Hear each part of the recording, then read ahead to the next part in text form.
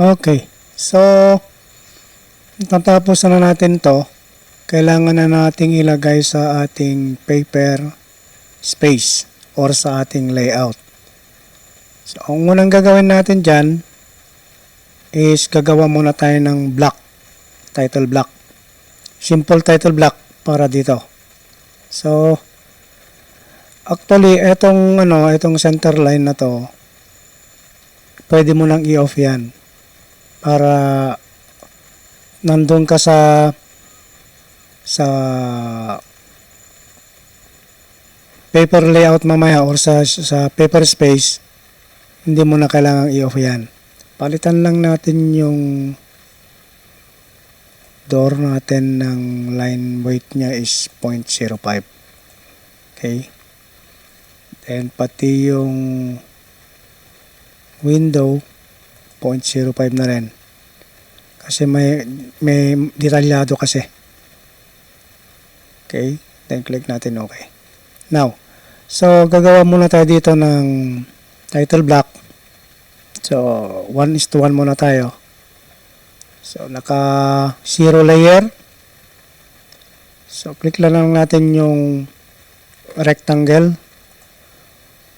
Okay. So dimension 210, enter, 297, enter. Okay, that's our paper size. So sa A4 lang natin ilalagay. So offset tayo ng 10 for our border line. Then explode natin. Then enter. Then offset tayo ng 7 na 4. So 1, 2, 3, and 4. Then offset tayo ng 130 dito. Then trim natin. Okay, this is modified kwan na to So offset ulit tayo ng 20.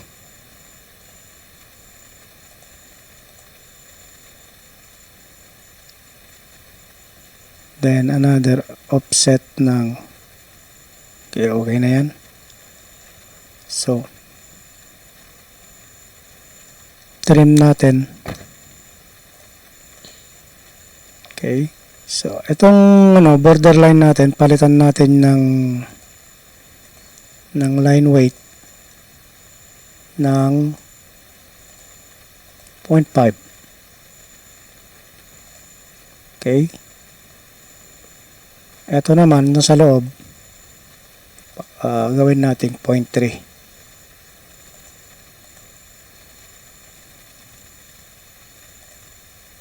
Ulitin natin.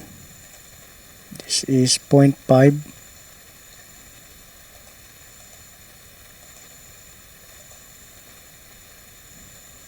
Okay. Then this is 0.3. Modified na to Okay. Then we have annotate tayo, title, multi-line. So we have middle center. So that is your name. Para madalian tayo, click na lang natin yung copy na lang tayo.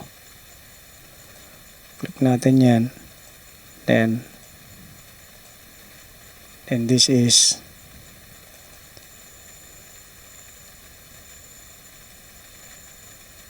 grade section. Okay. And this is our title. Simple title block lang. And ito naman,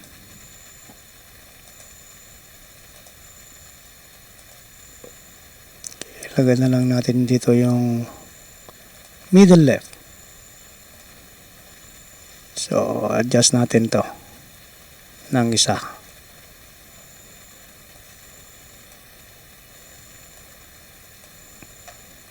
check by kung sino yung teacher ninyo na mag-check, so pangalan na lang niya yan. Dito sa baba, dire-diretso. Okay. Then, create na natin ito ng block. So, type natin B. Then, title block 2. Select or pick a point. Then, select object. Select natin to. Enter. Then, click OK. Now, punta tayo dito sa my layout. Palitan natin yung page setup natin. So, right click lang tayo dun sa layout, then modify natin. Click natin to. DWGT to PDF. Pwede na yan. ISO full bleed A4 210-297. Click natin yung portrait. Be sure na yung scale is 1:1. Yung unit of measurement natin is millimeter. Kasi yun yung ano. Then, click. Okay. Then, close. So, ito na yung ano natin. Now, insert na natin yung title block natin na ginawa natin, which is title block 2. So, punta tayo hanggang sa baba para madaling mas magandang i-layout. Okay, makikita natin yung pinakadulo. Then, okay, yan na. Then, we have to type viewport para makapaglagay tayo ng viewport sa ating title block.